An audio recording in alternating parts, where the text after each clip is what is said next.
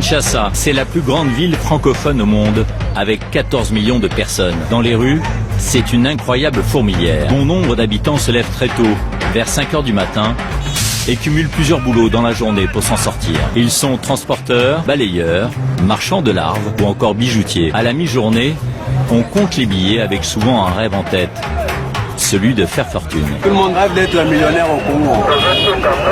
Il y a l'argent, si tu cherches l'argent, tu dois trouver. Ce rêve de richesse se retrouve jusque dans ce bidonville. Comme 80% des habitants, Albert, un pêcheur, vit avec moins d'1,70 € par jour. Juste en face de chez lui, et résident les personnes les plus fortunées du pays. Ce complexe immobilier est réservé à la nouvelle classe supérieure et bien sûr aux millionnaires de la République démocratique du Congo. Impossible d'y pénétrer pour toute personne de l'extérieur. Fally Ipupa fait partie de ces grandes fortunes qui font rêver le pays. Fally Ipupa est le chanteur le plus célèbre de la RDC. Il se produit partout dans le monde avec des stars internationales et il est multimillionnaire. Dans cette cité du fleuve, il vient d'investir plus de 600 000 € pour sa nouvelle maison. J'aime beaucoup être ici, surtout les dimanches.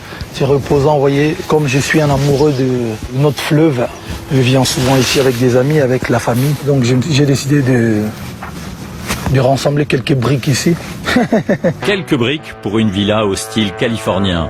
Une construction qui détonne en République démocratique du Congo, le 8e pays le plus pauvre au monde. Ses voisins sont avocats, financiers ou entrepreneurs, ayant fait fortune dans les matières premières que le monde entier s'arrache. Ils sont richissimes, pourraient vivre à Londres ou Miami, mais ils ont choisi de rester ici. Fally aime se détendre, loin de l'agitation du centre-ville. Le fleuve Congo, l'un des plus grands au monde, est sa cour de récréation. Mais c'est aussi une source de subsistance pour les pêcheurs, qui l'ont rapidement reconnu.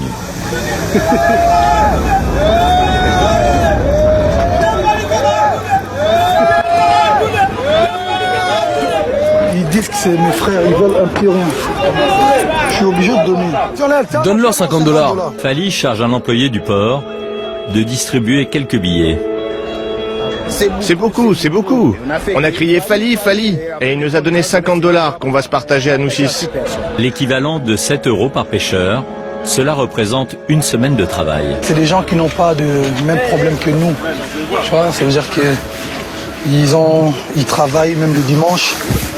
Et si on peut toujours donner un petit rien pour ne serait-ce que ramener un petit truc à la maison pour ses enfants, c'est toujours, je le fais toujours avec un bon cœur. Comme Fally Ipupa, il y aurait déjà 600 millionnaires en RDC. Nous le retrouvons dans une grande maison qu'il a louée non loin de là pour servir de décor à son nouveau clip. Les figurants sont déguisés en guerriers congolais. Pour Fally, l'enregistrement se passe bien, mais très rapidement la musique s'arrête. Le quartier est victime d'une coupure générale d'électricité. Fally et toute l'équipe sont au chômage technique. Finalement, un technicien réussit à mettre la main sur un groupe électrogène.